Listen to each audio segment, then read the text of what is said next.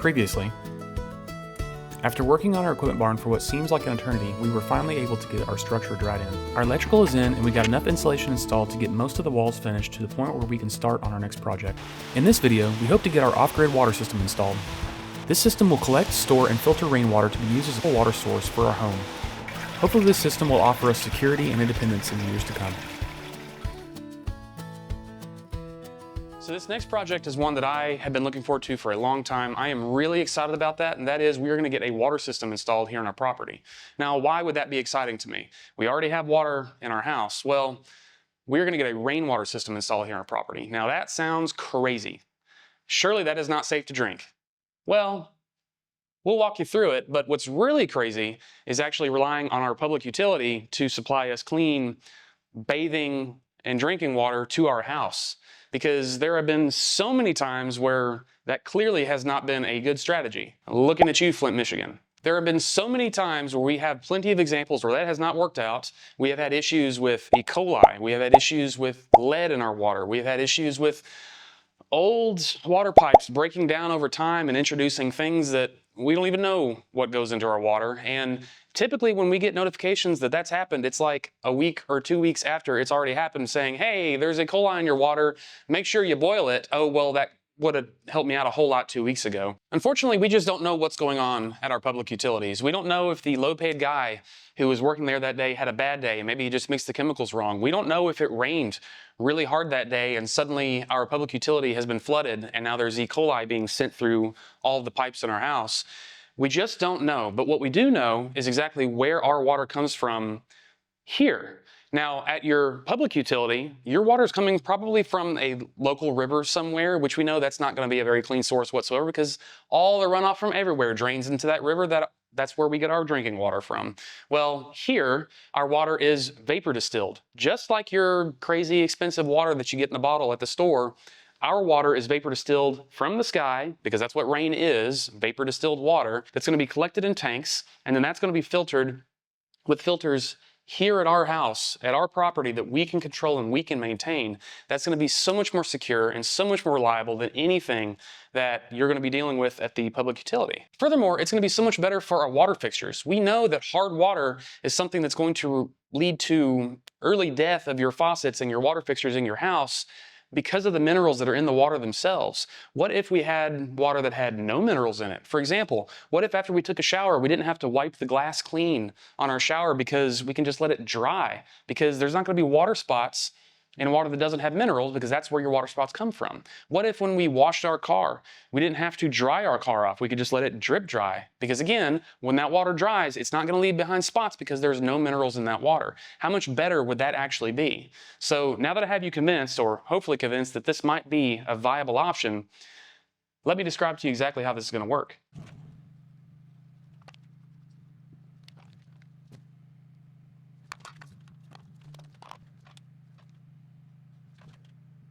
All right, so this is our crazy system. This is how it's going to work. Let me walk you through it.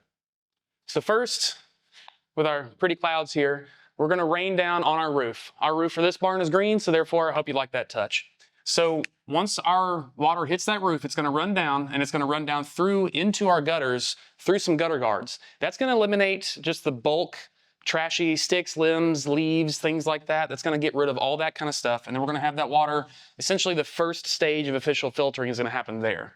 So once that water goes in there, we're going to come down through this pipe and we're going to run down into our vortex filter.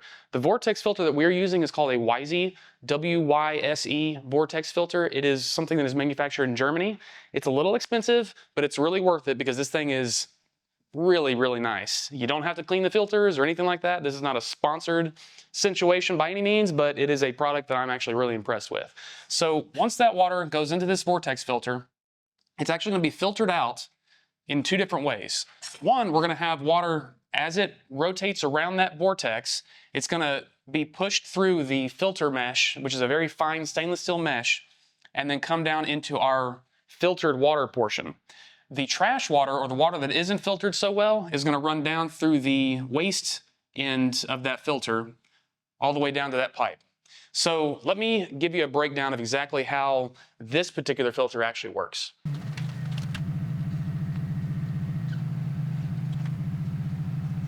All right, so how this system is going to work is you're going to have your water coming in from your gutters. Once your water comes in from the gutters, it's actually going to hit the sidewalls of this filter itself, and it's going to run around the sidewalls. It's going to create a vortex here, and that centrifugal force, once it hits these filters, is actually going to push that water through the fine stainless steel mesh filter that is inside of this vortex filter. Then it's going to collect down here and then run out through this pipe. That's going to be your filtered water that's going to be free of debris or, even pollen, it seems, because this filter is so fine that you can barely even see through it.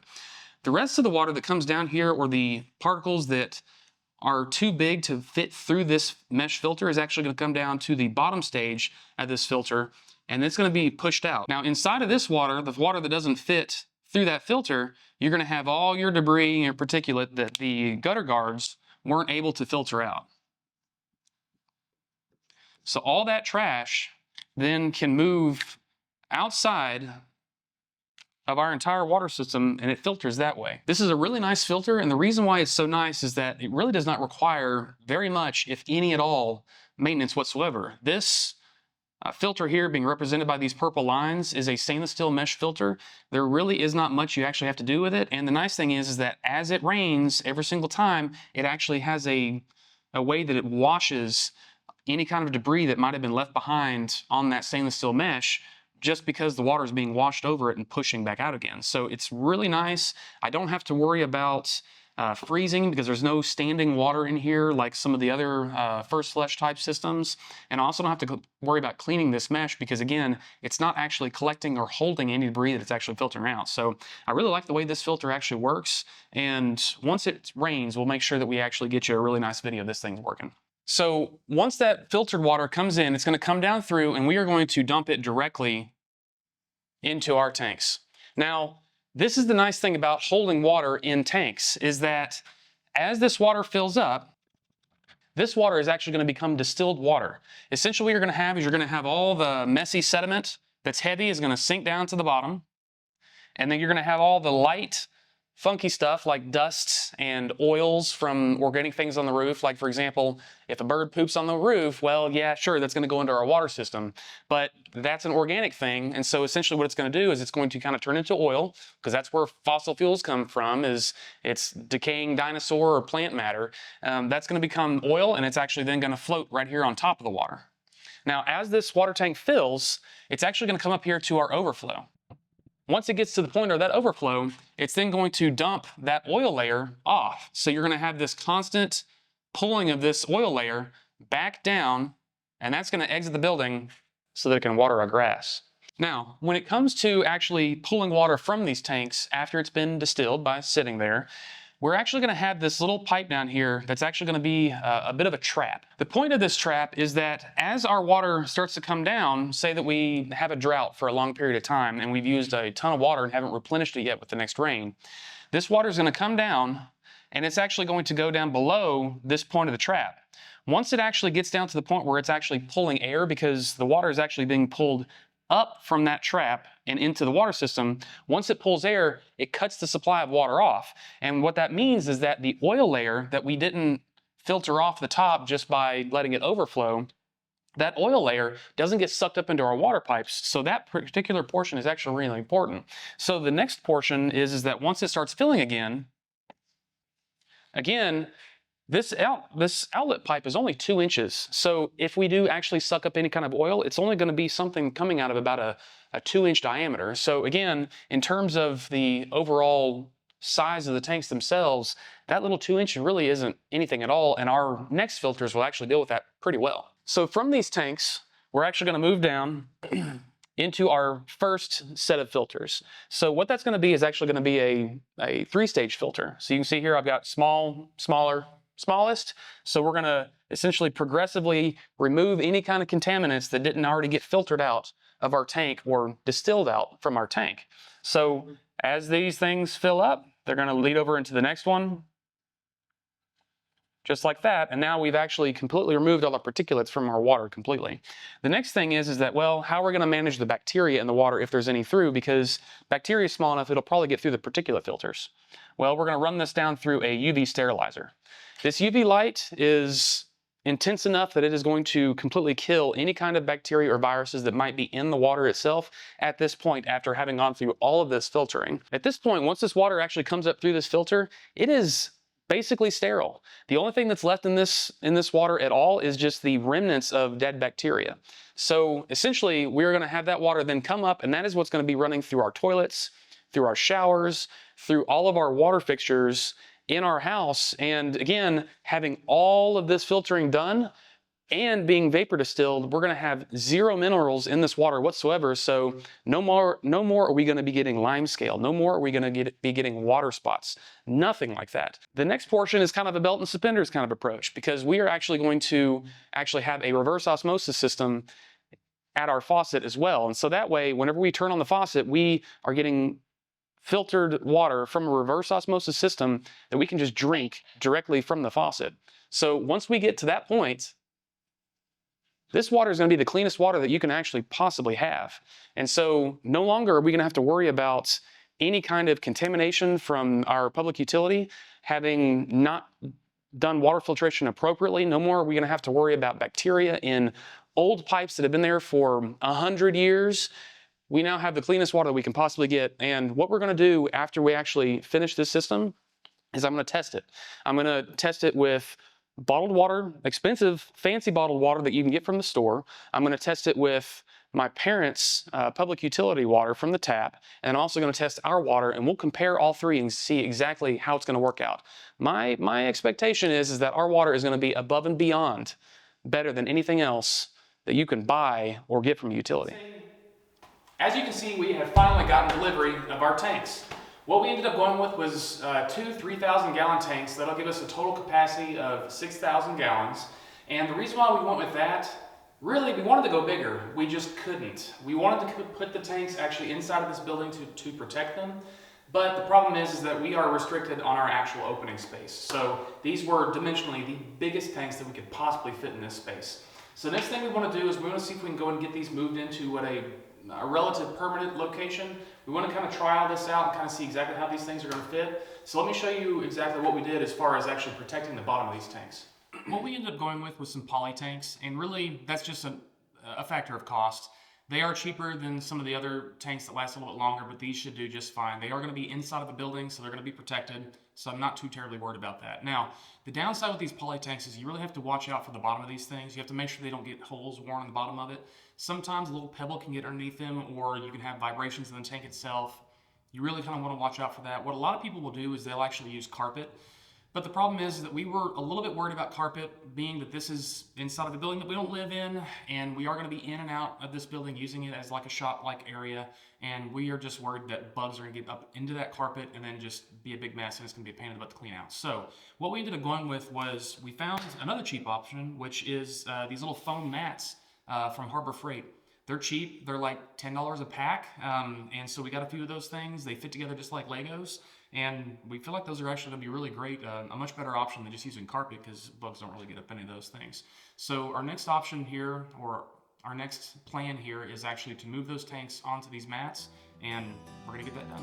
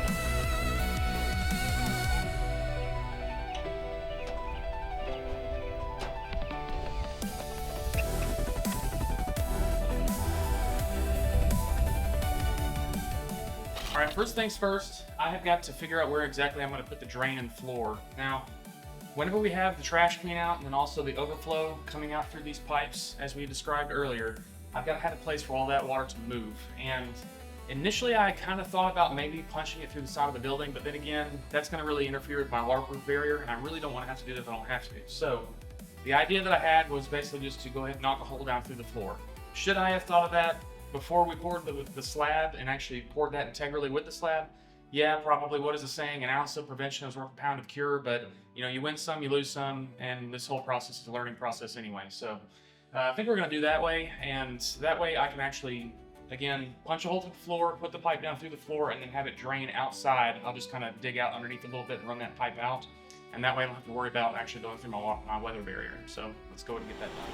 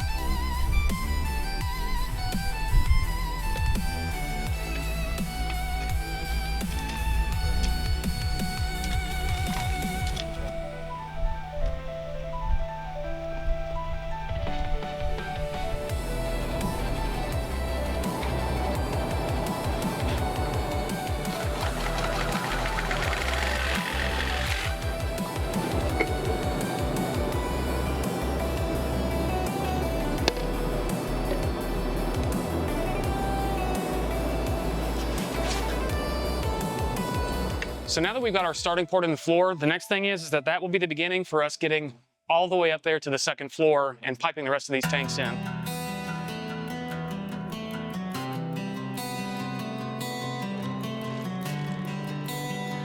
All right, so this will essentially start the drain from the water for the overflow and also the trash water that comes out of those cyclone filters. And then this portion right here will actually catch the shop sink that we're going to put in.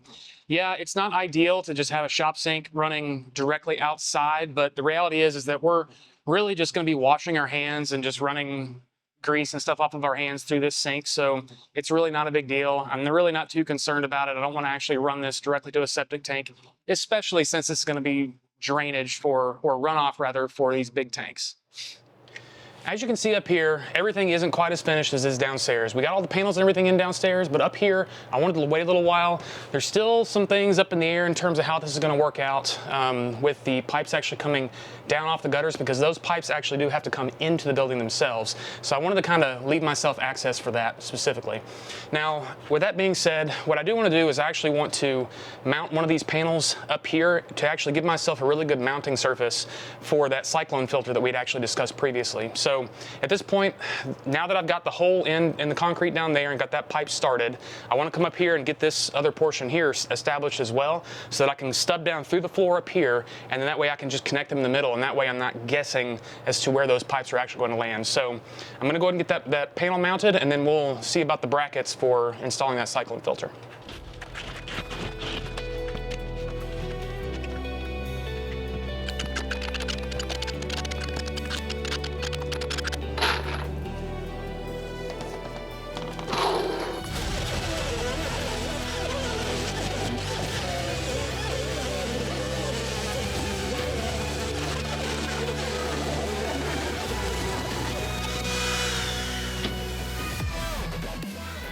I picked up this bracket from the manufacturer themselves, and I'm thinking that actually mounting it up off the ground is actually going to be a better option.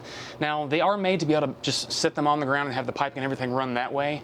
And yeah, that would be easy and convenient, but my issue is that if I just leave this on the ground, this is a barn. There's going to be critters and spiders and everything right underneath that thing, and I'm never going to be able to clean it out if it's on the floor. So I think actually mounting it up off the floor is going to be good. So the only thing I need to do is just to figure out exactly where on this wall I actually want to mount it, because the piping that I have coming off of this filter is going to come down across and through the floor.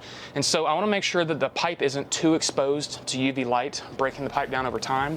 And so that's the only thing that I really want to figure out. All right, that'll work.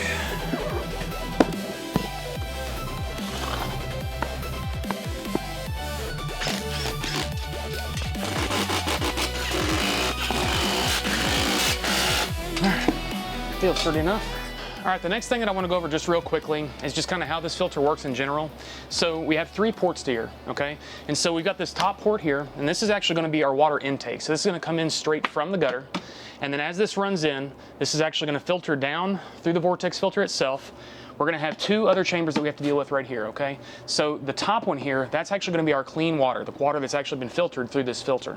This outlet down here is actually going to be our trash water filter, and so this is going to be all the debris and the dust and the crap that this thing collects with a little bit of water to flush it out as it runs out. So essentially the idea is that we're going to probably run it this way to take the pipe in, and then these 2, we're going to have these run out and stub down through the floor to actually meet up with the drain down there on the first floor. So that's how that works. All right, so that actually feels pretty sturdy, so I'm actually happy with the way that mounted. That should definitely hold all the water it needs to. Good deal.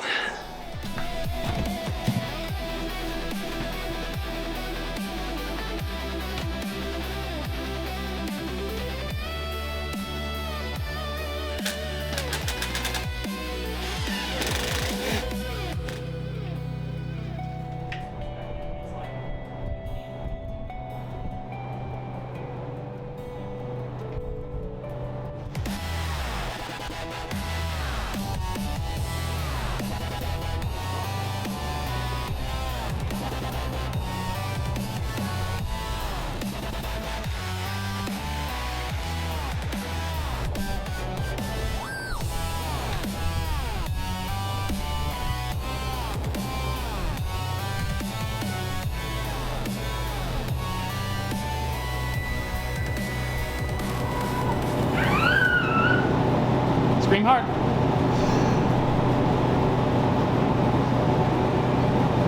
Do it. Like this.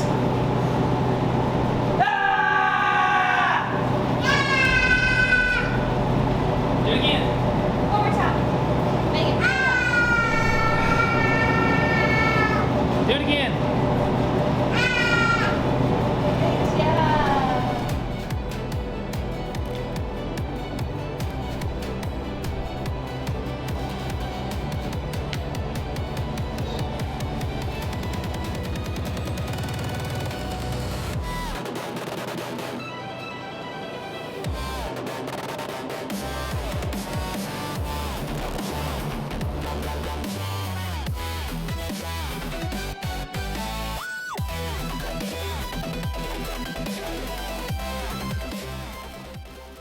So this is the issue that I think that I'm going to run into.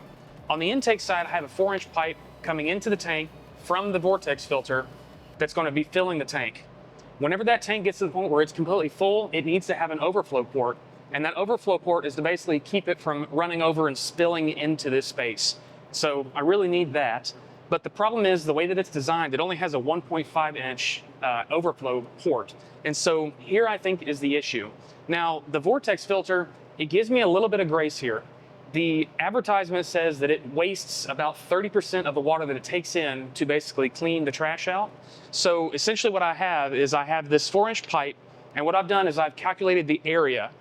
The volume doesn't really matter to me, and the reason why is because the volume is going to be restricted to the amount of area that I actually have inside of this circle itself. So inside the pipe, it's only got 4 inches worth of area, and then volume would be all the 4-inch piping going all the way to the vortex filter. That really doesn't matter because the inflows and the outflows should be the same because this is not a pressurized system. So that doesn't really matter to me. So what I think I'm going to run into is I actually have more water coming in with the 4-inch pipe than I have coming out with a 1.5-inch pipe. So what I did was I calculated that area.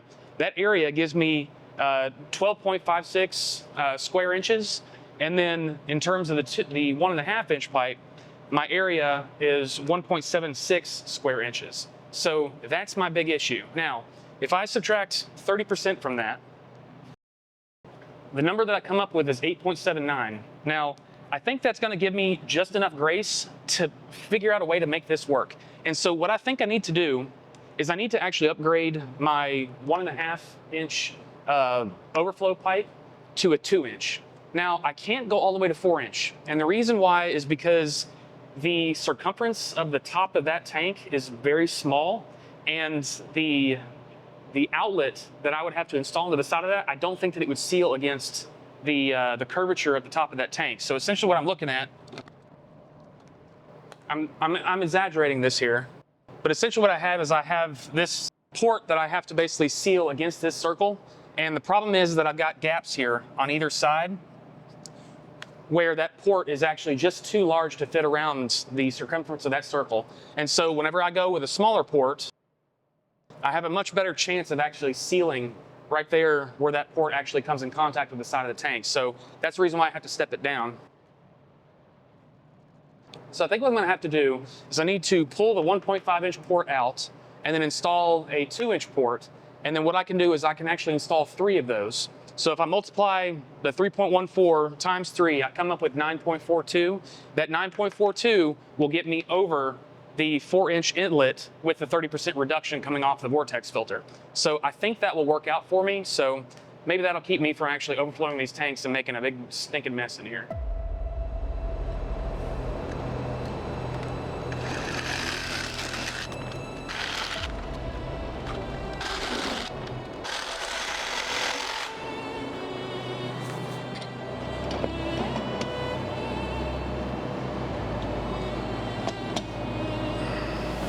Threads are reversed. It's weird.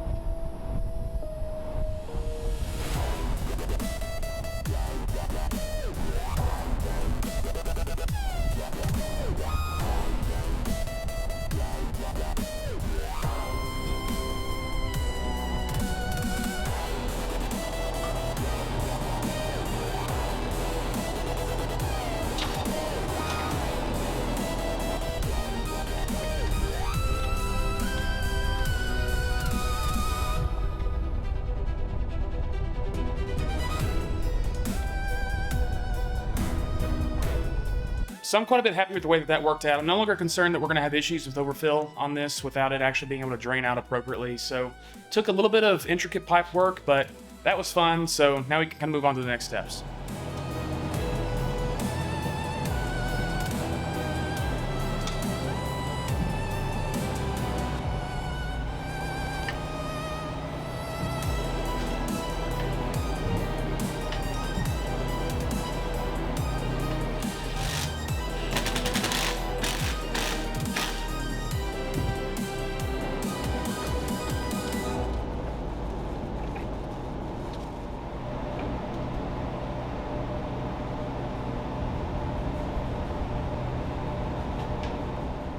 All right, so now that we've got that done, that pretty much has the entire waste side of this entire water system completely finished. So I want to walk you through how this kind of works. So the water from the gutter is going to stub through the wall here, and it's going to come through and enter into this portion of the filter there.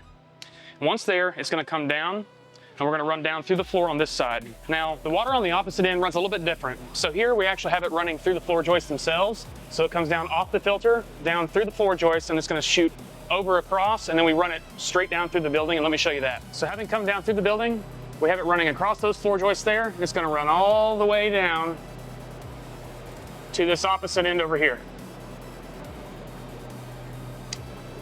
Once over at the opposite end, that dirty water then comes down, and then it meets up with the dirty water on the other side as well, and then comes all the way down to our drain at the floor. The other piece to this puzzle, as you can see, is the pipes coming off of the overfill on the tanks. Those actually meet up with the outflow pipe as well, and that runs down to the floor as well. So the whole system in terms of wastewater is all runs down through the same drain, and that way we can make sure that all the debris and everything is flushed out constantly. So I think that'll work out pretty well. I'm happy with the way that we have the overflows now.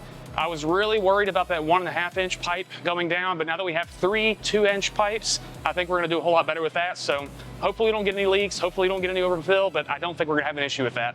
So at this point, I don't have a whole lot of time left in the day, but I do wanna go ahead and get started while I have time on the clean water portion of that. Now that's the portion that's actually gonna pipe into the top of the tanks to actually fill them from the clean water portion or the filtered portion from those filters upstairs. So hopefully I can get a little bit of a jump start on that for the next go around. So let's go ahead and get that started.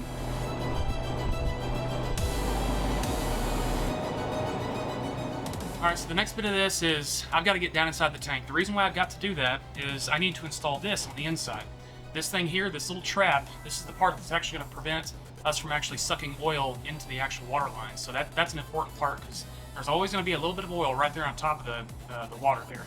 Now the problem is not getting into the tank. The problem is getting out. And so I've got to kind of try to figure out a way that I can actually get in there without getting stuck. So I really don't have to cut these tanks open to actually get me back out of there. So what we're thinking we're going to do is probably just do like an escape ladder type thing. I'm just going to mount it right here to the portion of the wood and actually go down through the second store floor and down into the tank, and hopefully I can actually get back out of there.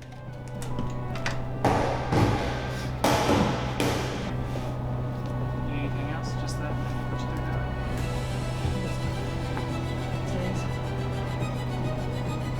My shoulder level there.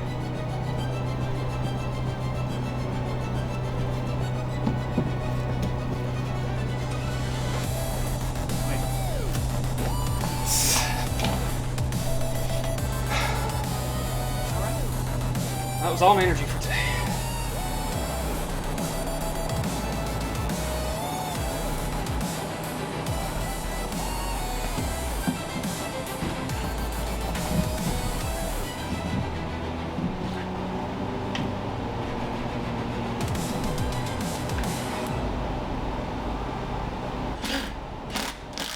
So the other day actually ended up going pretty well. We got quite a bit of stuff done before I ran out of time there. So as you can see, we got the tank over here completely plumbed up from the filter all the way to the tank on the intake side. The only thing we have to do today is get this tank done, and hopefully once we get that one done from the filter to the tank, we can actually work on the intakes coming from the gutters into the filters themselves. And then once we get that done, we're actually ready to collect water in these things because the overfills are finished, the outputs are finished, and then what we can do is we can be collecting water. And then those things I want to collect and drain a few times before I actually use that water, just to make sure there's no chemicals or anything like that inside the tanks themselves, left over from when we bought them. But as those tanks are actually filling, we can be working on the piping that's actually going to go to the house itself. So I think we're going pretty well on this, so let's see how much further we can get done today.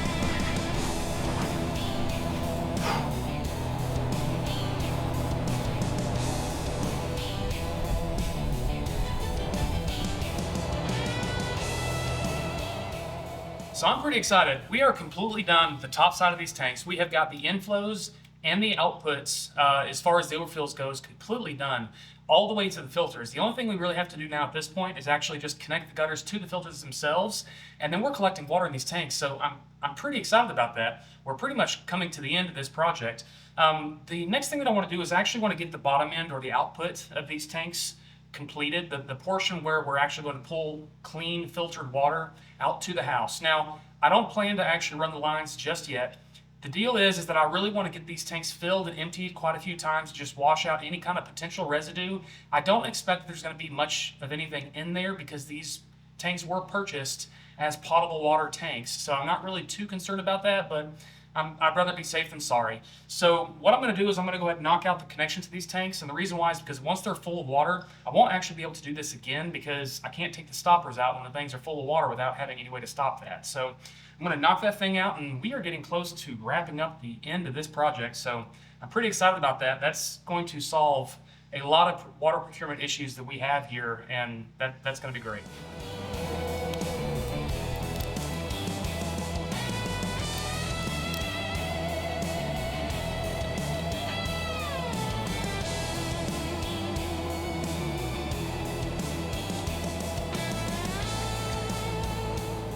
All right, so let me explain here how I got all this stuff set up. You can see here that I've got these two tanks actually connected to each other. Now, that's actually important. The reason why I have these two tanks connected is because I actually want them to communicate water between the two.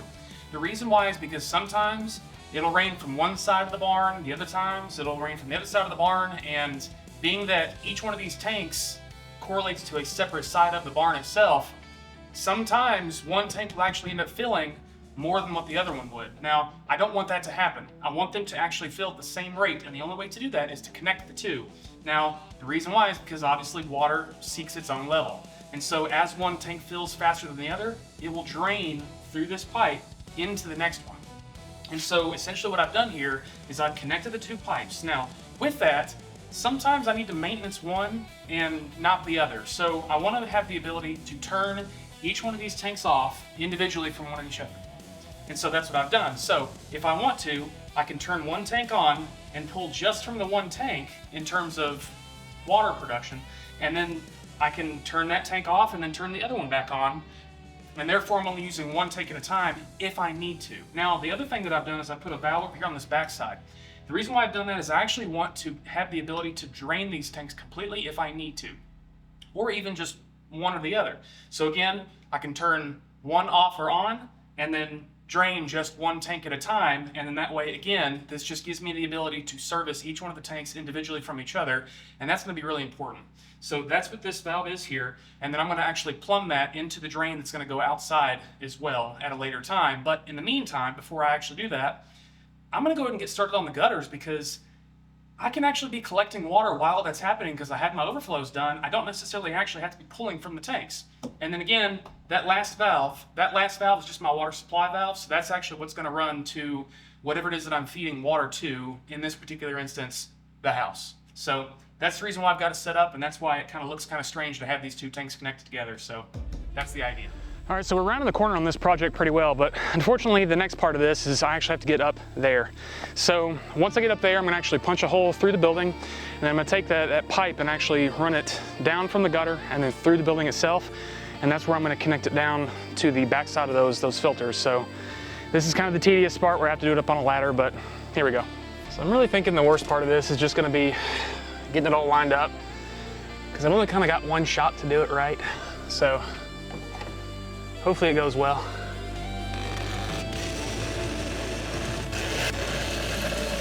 All right, one hole in the side of a perfectly good building. So the biggest problem with using PVC outside the building for all this, which really there isn't a better option, is that PVC just isn't UV resistant. So the problem with that is that it'll break down in the sun, and over time this will just become brittle and it'll just start cracking and causing a bunch of problems. So how I'm going to mitigate that is I'm actually going to just paint this with some outdoor spray paint, and that way I can give it a little bit of UV resistance, so hopefully it doesn't actually break down over time, so hopefully it'll last a long time for me. The color that I went with is actually this darker gray. This is actually the color that I'm wanting to paint the outside of the building, so I'm really not too worried about overspray in this particular instance, just because I've not yet had an opportunity to actually paint the side of this building. So anyway, that'll be the plan, so hopefully that'll end up looking pretty good.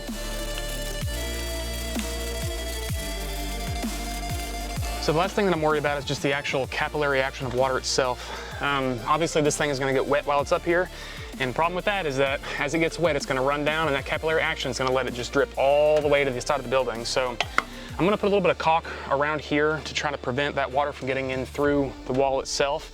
The other thing that I was kind of thinking about is I think I'm going to try to see if I can fabricate like a capillary break, if you will, essentially like a disc that would fit just around this pipe right here, and so that way when the water gets to this point, it would just hit that disc and then fall and drip down as opposed to going all the way to the wall. So I guess we'll kind of see how that goes.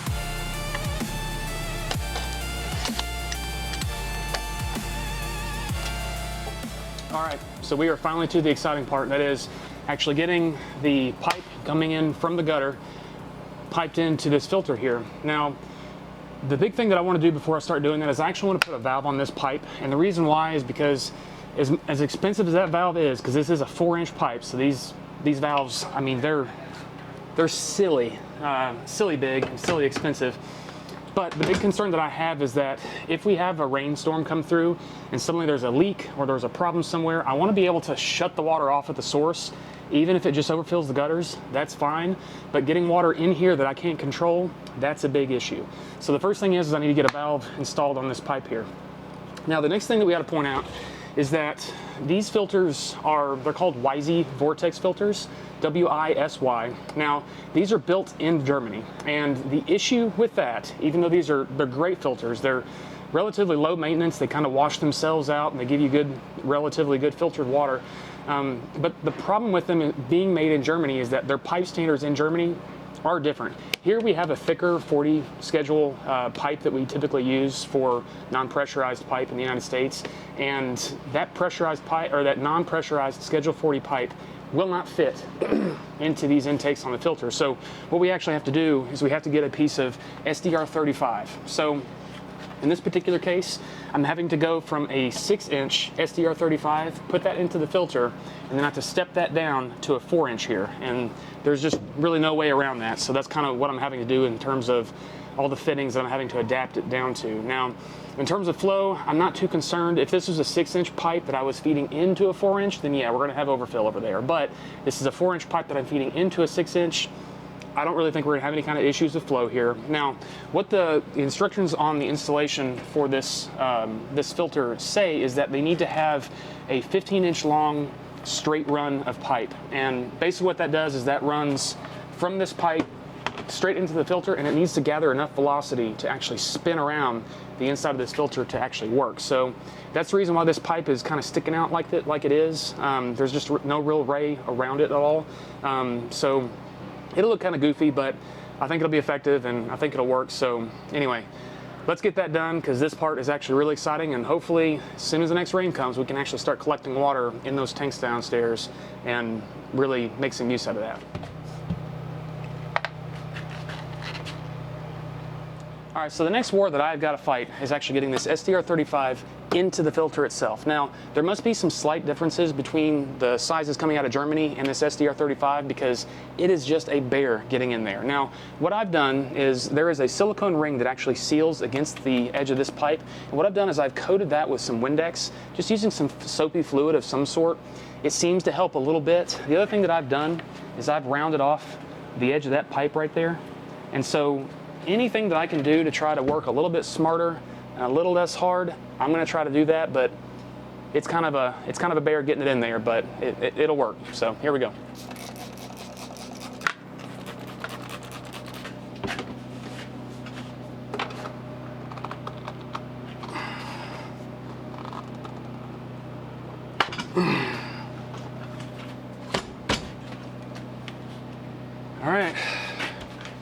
So that is in. As awkward as it looks for me to hip thrust that thing in there, that's the only way I can hold on to it and actually get it to slide in, but it's done, it's in there. So that's how I got it to work.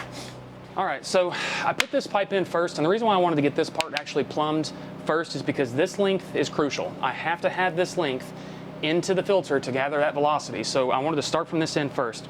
Now, in working with this SDR35, you actually have to adapt it up to the 6-inch PVC in order to continue it on around and then back into this 4-inch, because obviously SDR35 is just, it's a different standard than your standard Schedule 40 PVC. So I've got to run this adapter in there, and then I'm actually going to hook this thing around, and hopefully we can meet it up there.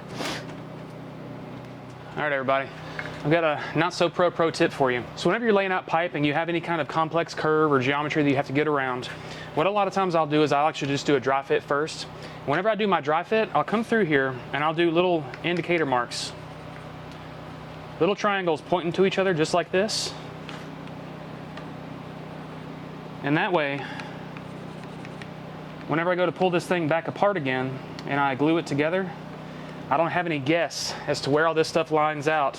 And I don't have to eyeball it to see where it lines up to actually be able to arrange this in a way that it actually works together. So there's your pro tip. All right, so that wraps it up. We are plumbed completely into the filters, and we are ready for this thing to go all the way down to the tanks, be filtered out, and give us a first stage of filtering for the water that we're gonna have in those storage tanks. So we're gonna have a total of 6,000 gallons, so it's gonna be a great start. So the next thing we gotta do now is just wait for the rain.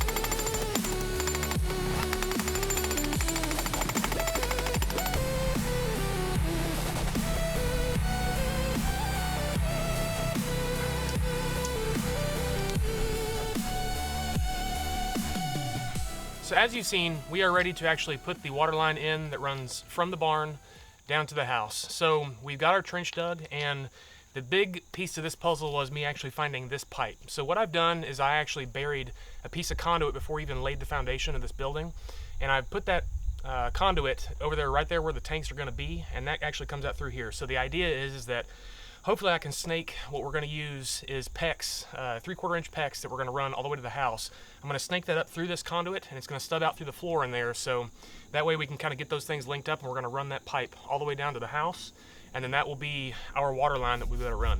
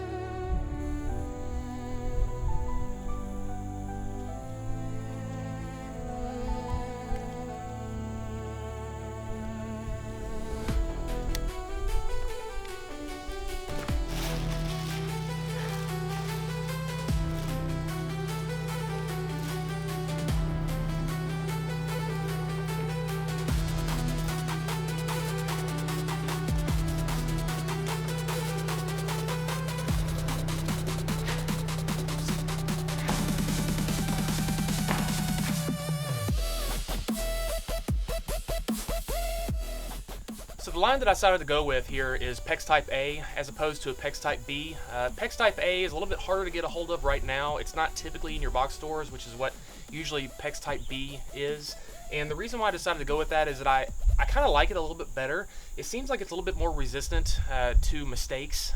For example, I've actually got a kink in this line here. And the problem with that, if it's a PEX Type B, is that once you get a kink in it, there's really no fixing to that. You just kind of got to cut it and go on with it.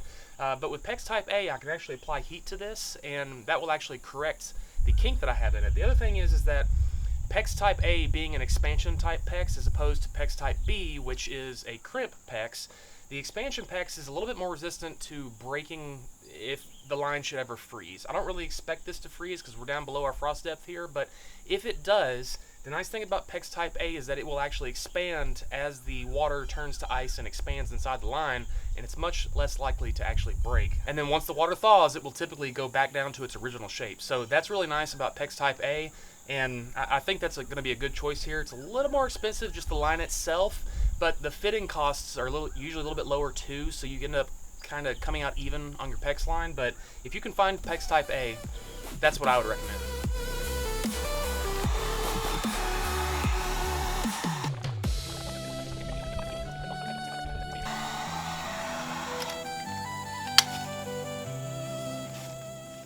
So now that we're inside where this thing is stubbed out, I want to go ahead and get this thing fitted to the tank. Now, PEX Type A is great. It's easy to work with. The only issue with PEX Type A is that there is a big cost of entry. You do have to get specialized tools. A lot of times they have manual tools, which are a little bit cheaper. What we decided to go with is actually an electric tool. It's faster and it's just simpler. I just decided to bite the bullet on that just to kind of make my life a little bit easier and my hand not cramp up so bad. So I want to kind of show you how this stuff goes together.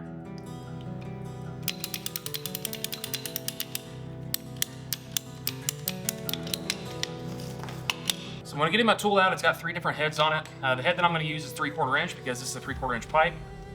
And then what I'm going to do is I'm going to take my expansion ring. My expansion ring goes right over top of this pipe.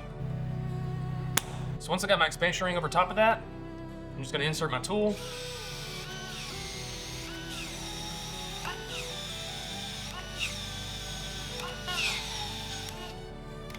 Slide my fitting in. And I'm just going to let that kind of shrink up. Now once that pipe shrinks up, it's now integral with that fitting, and I cannot remove it unless I cut that thing out.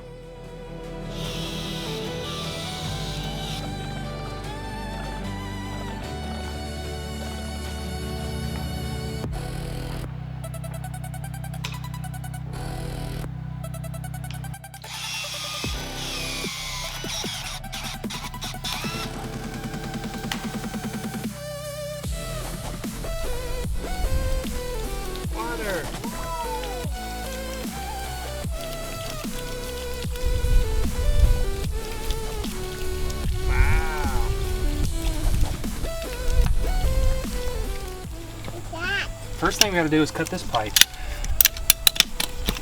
Okay, next we gotta clean the pipe. So watch, it's gonna be purple. See that? It's called primer. Can you say primer? Primer. Now we're gonna glue it. Hurry. Ah, thank you. What's that? It's a fitting for the pipe. Oh. Can you get me the pliers? Thank you, baby. Okay, do you wanna give me that expansion tool? Yeah, it's heavy. I got it. It's Come here. Ooh, Bring it to me. it's heavy. Be careful. It's heavy. Woo! Woo!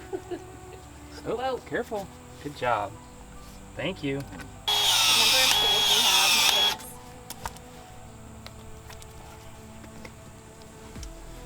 Men need tools, babe. I know. I'm not saying you don't use them. I'm just.